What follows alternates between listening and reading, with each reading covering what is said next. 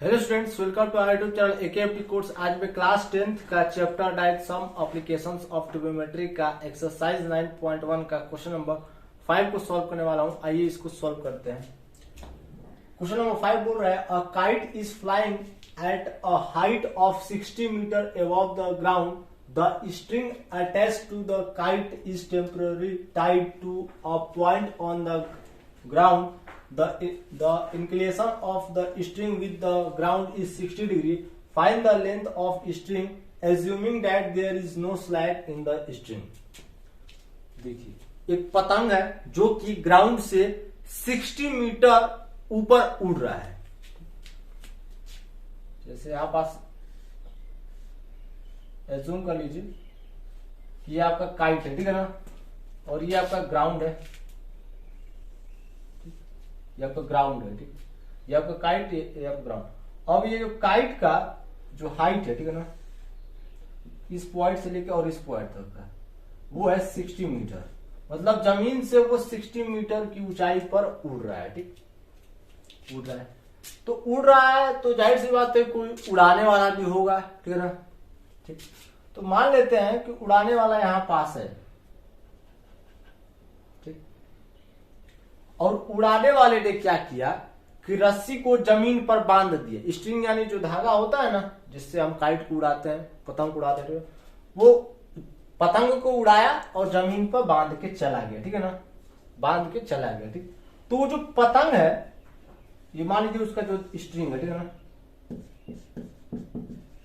वो जो पतंग है कुछ समय के लिए, ठीक है ना, एकदम स्ट्रेट हो जाता है।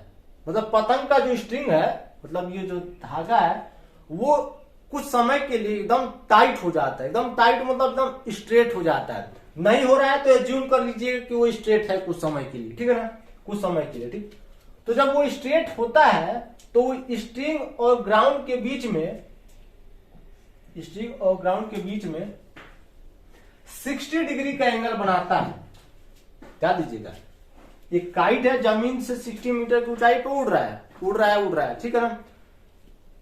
अब जो स्ट्रिंग का एक धागा है उसको जमीन के किसी पॉइंट के पास बांध दिया गया है, ठीक है ना, कोई एक पॉइंट है वहां पास बांध दिया गया, ठीक। सपोज कर लीजिए, ठीक है। अब कुछ समय के लिए, ठीक है ना, यहाँ पास लिखा है टेम्पररी टाइड, मतलब जरूर नहीं है कि हर वक्त हवा का झुकाव जैसे रहेगा वैसे वो हो सकता है। तो कुछ समय के लिए वो टाइट हो गया, एकदम टाइट यानी एकदम स्ट्रेट लाइन में हो गया, ठीक है ना। हाइट जब भी मेजर करते हैं ग्राउंड से तो वो परपेंडिकुलर ही होता है। हाइट हमेशा परपेंडिकुलर रहेगा, 90 डिग्री बनाएगा, क्योंकि शॉर्टेस्ट डिस्टेंस को ही हम हाइट कहते हैं, ठीक है ना। तो शॉर्टेस्ट डिस्टेंस उसका जो परपेंडिकुलर होगा वही होगा, ठीक। तो ये मान लेते हैं कि ये पॉइंट के पास हमारा पतंग है, बी पॉइंट, मतलब बी पॉइंट के पास 90 डिग्री बन रहा है, और ये ग्राउंड का वह सी पॉइंट है जहां पास हम स्ट्रिंग को बांधे हुए हैं, ठीक है ना। तो ए बी यानी पतंग का जो ऊंचाई है वो है 60 मीटर, और स्ट्रिंग और ग्राउंड के बीच में 60 डिग्री का एंगल बन रहा है। इस हिसाब से हमको, मतलब इस आधार पे हमको इस स्ट्रिंग का लेंथ बताना है, यानी एसी का हमको लेंथ बताना है, ठीक। तो बताते हैं, लेट कर लेंगे, late AC be the length of string, ठीक। हमने लेट कर लिया कि AC ही हमारा स्ट्रिंग का लेंथ है, ठीक। चलिए हमने लेट कर दिया। गिवन डाटा में दिया है and given that A B equal to, A B height है और ए बी का वैल्यू कितना दे दिया है, A B equal to 60 metre and angle C equal to 60 degree, ठीक है ना। हाइट दिया है 60 मीटर और जो एंगल बन रहा है वो बन रहा है 60 डिग्री, ठीक। अब हमको फाइंड क्या करना है, स्ट्रिंग का लेंथ फाइंड करना है, ठीक। तो यहां पास एक चीज देख रहा हूं, एंगल सी के लिए ये परपेंडिकुलर हुआ और ये हाइपोटेनस हुआ। एंगल सी के लिए ये आपका परपेंडिकुलर, ये आपका हाइपोटेनस है। तो परपेंडिकुलर अपॉन हाइपोटेनस जो होता है वो साइन का वैल्यू देता है। तो साइन सी के लिए परपेंडिकुलर अपॉन हाइपोटेनस हम लगा सकते हैं।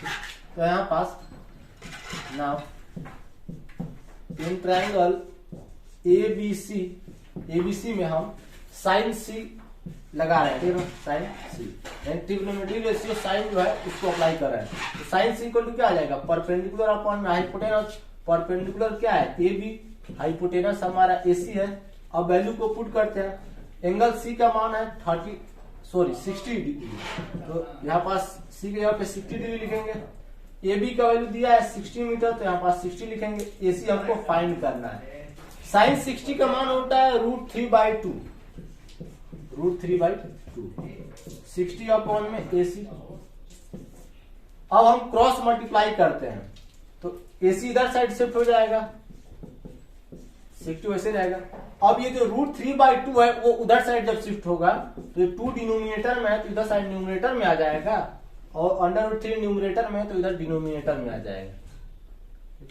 एसी इक्वल टू 120 अपॉन में √3।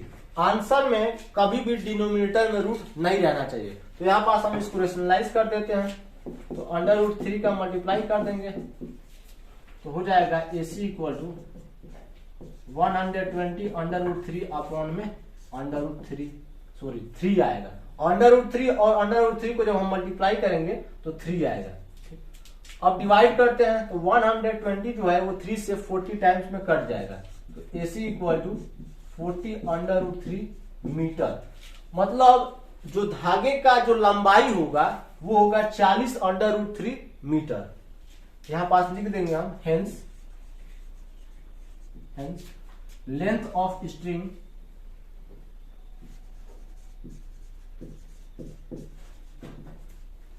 Is 40 √3 metre. यूनिट जरूर लिखेंगे हम, विदाउट यूनिट हमारा आंसर अधूरा है। स्क्रीनशॉट लेना चाहते हैं तो ले सकते हैं। अगर वीडियो अच्छा लगे तो हमारा चैनल AKMT कोर्स को सब्सक्राइब कीजिए, लाइक कीजिए, कमेंट कीजिए, शेयर कीजिए। मिलते हैं अगले वीडियो में अगले क्वेश्चन के साथ।